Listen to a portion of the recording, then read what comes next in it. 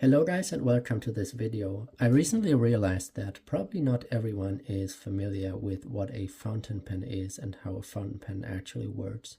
So in this video I want to give you a little guide onto which parts a fountain pen consists of and how a fountain pen works.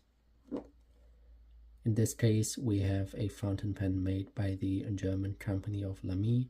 It's probably one of the more famous companies out there. There's also other brands like Pelikan, Parker, or Montblanc.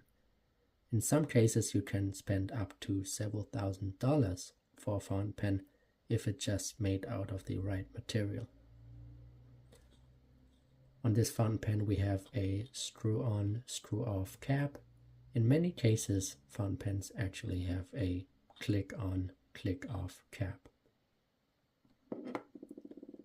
So we have the cap right here with a clipper, which you can use to fixate your fountain pen on your shirt or your trouser pocket, for example. The cap is actually a very important part of the fountain pen as it keeps the nib and the ink from drying out.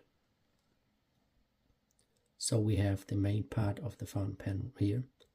We have this part called the barrel, the grip section, which you hold on to while you're writing, and the nib in front. I like the company of Lamy because you can easily swap out the nib for another nib. For example, if you want to use a different nib size, for example broad, fine, or extra fine. The size of the nib determines how broad or fine the line is that you are writing. In some cases, the nib can also be damaged.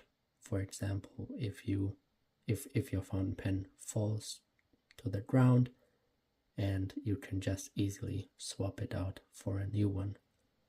Usually fountain pens use nibs made out of stainless steel, though the more expensive ones may use a gold nib.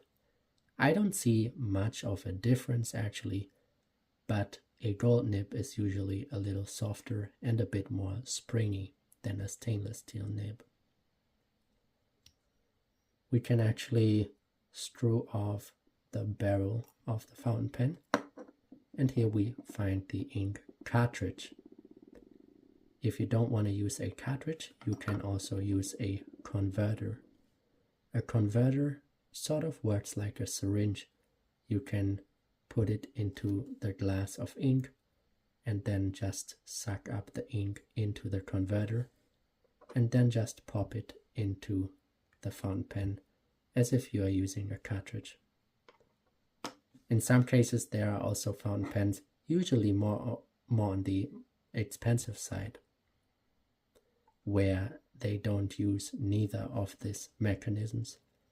They use a built-in mechanism which is called a piston.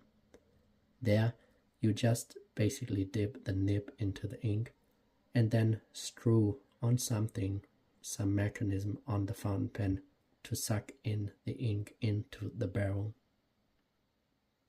So how it basically works is that you put on your ink cartridge or the converter, and then the ink is delivered via the so-called feed to the nib of the fountain pen, and then is discarded onto the paper while you're writing.